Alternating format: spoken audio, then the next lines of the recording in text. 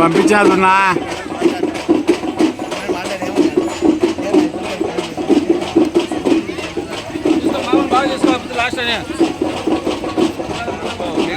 Focus చేయను.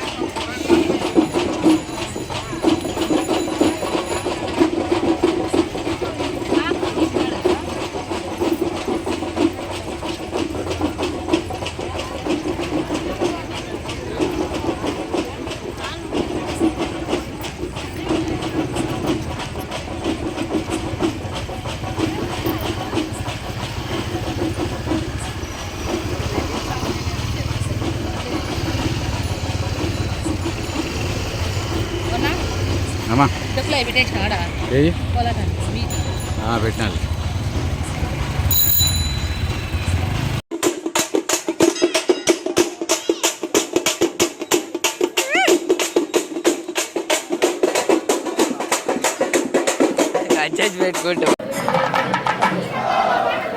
మనం time travel చేసి 200 ఏళ్ల వెనక్కి వెళ్దాం. ఇయర్ 1813.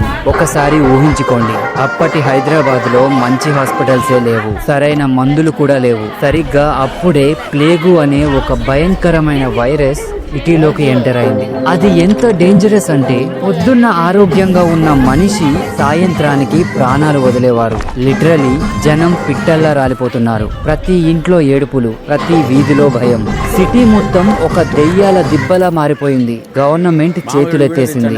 వేల మంది చనిపోతున్నారు. సిటీ ఎకానమీ మొత్తం కుప్పకూలిపోయింది. ఇక దేవుడే దిక్కు అని అందరూ ఫిక్స్ అయిపోయారు. కానీ వాళ్ళకి తెలియదు, వాళ్ళ ప్రార్థనలకు సమాధానం కొన్ని వందల కిలోమీటర్ల దూరం నుంచి రాబోతుందని. అదే టైంలో హైదరాబాద్ కు చెందిన కొందరు సోల్జర్స్ మధ్యప్రదేశ్ లోని ఉజ్జయినిలో డ్యూటీలో ఉన్నారు. కానీ వాళ్ళ మైండ్ మొత్తం హైదరాబాద్ గురించి ఆలోచిస్తోంది. ప్రతిరోజు వాళ్ళ కుటుంబ సభ్యులు, స్నేహితులు చనిపోతున్నారనే న్యూస్ వాళ్ళకి చేరేది. వాళ్ళు ఎంత టార్చర్ అనుభవించారో ఇమాజిన్ కూడా చేసుకోలేం. కానీ వాళ్ళ చేతుల్లో ఏమీ లేదు. కనిపించే శత్రువు అయితే పోరాడగలరు, కానీ అది కనబడని శత్రువు.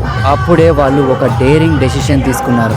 వాళ్ళు నేరుగా ఉజ్జయిని మహాకాళి టెంపుల్ కి వెళ్లారు. అక్కడ అమ్మవారి పాదాల మీద పడి, తల్లి, మా హైదరాబాద్ ను కాపాడు, ఈ భయంకరమైన రోగాన్ని ఆపు, నువ్వు మా సిటీని కాపాడితే మేము తిరిగి వచ్చి నీకు గుడి కట్టి లైఫ్ లాంగ్ బోనం సమర్పిస్తాం అని మొక్కుకున్నారు.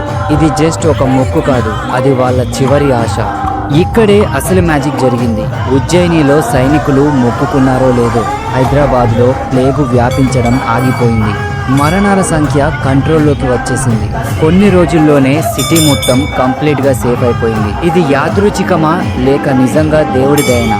ఇది ఖచ్చితంగా అమ్మవారి అద్భుతమే అని అందరూ బలంగా నమ్మారు.